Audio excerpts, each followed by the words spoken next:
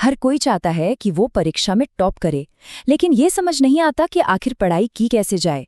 अगर आपके मन में भी ये सवाल है, तो आज का ये विश्लेषण शायद आपकी जिंदगी बदल दे। हम बात करेंगे उन 5 सीक्रेट स्ट्रैटेजीज के बारे में जिनका इस्तेमाल टॉपर्स करते हैं। एग्जाम की तैयारी करना कितना मुश्किल लगता है ना? लेकिन सोचिए, अगर इसे करने की एक बिल्कुल साफ और असरदार योजना हाथ लग जाए तो कैसा रहेगा? तो चलिए, इसी में थोड़ा और गहराई से उतरते हैं। तो ये है हमारा आज का रोड मैप। हम एक एक करके इन 5 दमदार रणनीतियों को समझेंगे, जो मिलकर सही में एक टॉपर का ब्लूप्रिंट तैयार करती हैं। चलिए, सबसे पहली और सबसे जरूरी रणनीति से शुरू करते हैं। घंटों तक मेहनत करने के बजाय स्मार्ट तरीके से पढ़ाई करने पर ध्यान देना। देखिए, हार्ड स्टडी और स्मार्ट स्टडी में एक बहुत बड़ा फर्क है और इसे समझना बेहद जरूरी है। ज्यादातर स्टूडेंट्स क्या गलती करते हैं, वो बस घंटे गिनते रहते हैं, 10 घंटे 12 घंटे। लेकिन टॉपर्स वो घंटों पर नहीं बल्कि पढ़ाई की क्वालिटी पर फोकस करते हैं। वो इस मिथ को तोड़ते हैं कि ज्यादा घंटे मतलब बेहतर रिजल्ट्स। तो सवाल यह है कि स्मार्ट स्टडी को अमल में कैसे लाएं। इसके 3 आसान स्टेप्स हैं। पहला, सबसे जरूरी टॉपिक्स को प्रायोरिटाइज करें। दूसरा, पिछले सालों के क्वेश्चन पेपर से पैटर्न को समझें। और तीसरा, पूरे सिलेबस को एक पहाड़ की तरह देखने के बजाय उसे छोटे छोटे मैनेजेबल हिस्सों में तोड़ लें। चलिए, अब दूसरी रणनीति पर चलते हैं, जो कि 80-20 का नियम है। ये पढ़ाई में आपकी एफिशिएंसी को कई गुना बढ़ाने का एक जबरदस्त सीक्रेट है। इस नियम को परेटो सिद्धांत भी कहते हैं और ये कहता है कि हमारे 80% नतीजे सिर्फ 20% कोशिशों से आते हैं।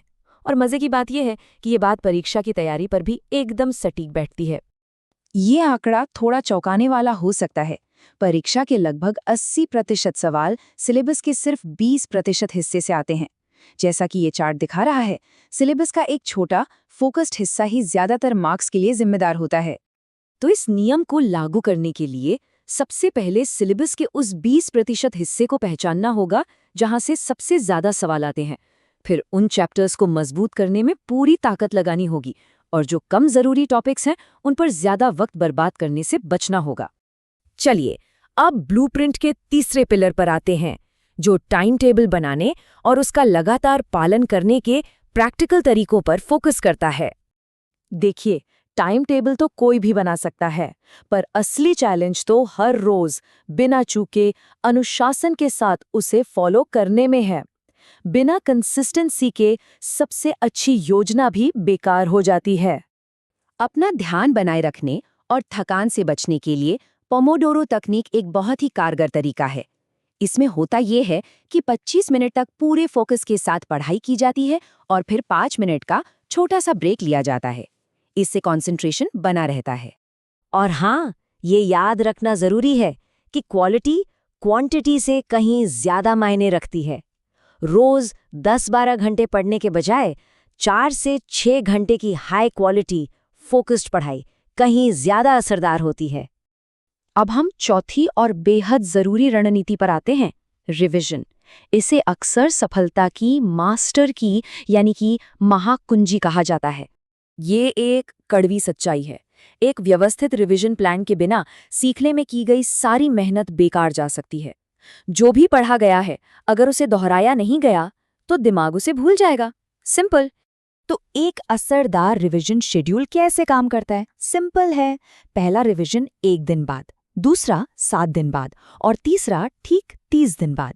ये जो स्पेस्ड रेपिटेशन की तकनीक है ना, ये पक्का करती है कि जो भी पढ़ा है वो शॉर्ट टर्म से निकलकर लॉन्ग टर्म मेमोरी में हमेशा के लिए बैठ जाए। और अब हम इस ब्लूप्रिंट के आखिरी हिस्से पर आते हैं, जो सीखे हुए ज्ञान को टेस्ट करने और अपने परफॉर्मेंस के आधार पर सुधार करने पर फोकस करता है। ये सुधार का एक 3 स्टेप का चक्र है। हर हफ्ते मॉक टेस्ट दें, फिर अपनी गलतियों का गहराई से विश्लेषण करें कि वो क्यों हुई, और आखिर में उन कमजोर टॉपिक्स पर फिर से ध्यान दें। ये चक्र लगातार सुधार की गारंटी देता है। तो याद रखें, ये 5 रणनीतियां अलग अलग नहीं हैं, बल्कि एक शक्तिशाली सिस्टम बनाने के लिए एक साथ काम करती हैं। Smart work, priority, consistency, revision और सेल्फ एनालिसिस, यही है सफलता का असली ब्लूप्रिंट। ये सब जानने के बाद एक आखिरी सवाल पर सोचते हैं। देखिए, नॉलेज होना एक पोटेंशियल है, एक क्षमता है। पर वो कौन सी चीज है जो इस ज्ञान को असली पावर, असली शक्ति में बदल देती है? इसका जवाब है एक्शन और निरंतरता। सिर्फ इन रणनीतियों को जान लेना ही काफी नहीं है, इन्हें अपनी आदत बनाना ही असली कामयाबी दिलाएगा।